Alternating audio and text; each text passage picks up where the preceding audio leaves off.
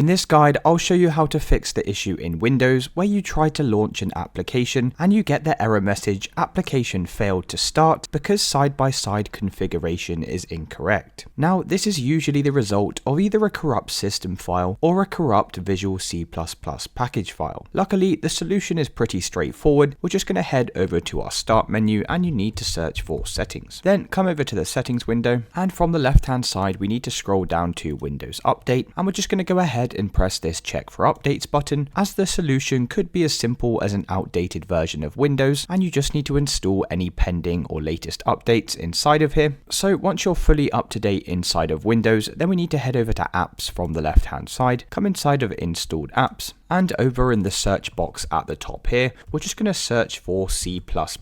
Now, if you don't have this search box, you can simply scroll down the list and then you should see a bunch of Microsoft Visual C++ applications.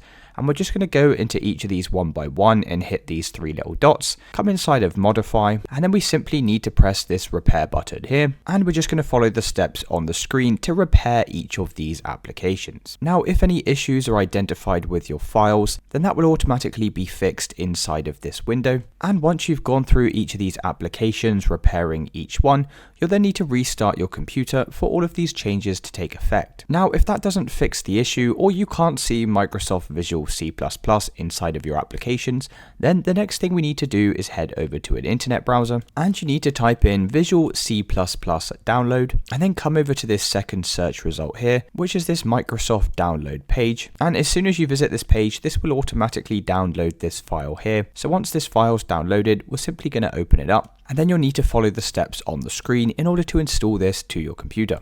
Now, it won't let me install this because I already have it installed, but if you don't have it installed, you'll just need to follow the steps on screen to install it. Now, if you've tried this solution and that still hasn't fixed the issue for you, another thing we can do is head over to the start menu and this time search for CMD and then right click on the command prompt and run as administrator. Inside of this window, we're going to type in sfc / scan now and then hit enter. And like I said at the beginning of the video, you can get this error message from corrupt system files.